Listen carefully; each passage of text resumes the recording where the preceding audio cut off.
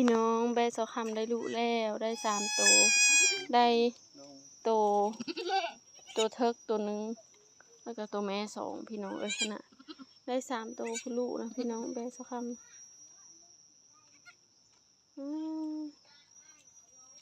ได้ลูกแล้ว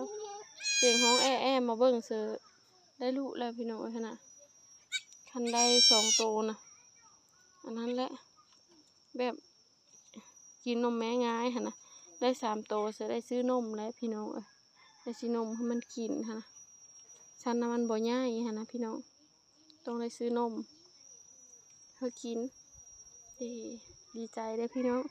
ได้แบน้อยแรงแล้วพี่น้องดีใจพี่น้องคนได้แบนะ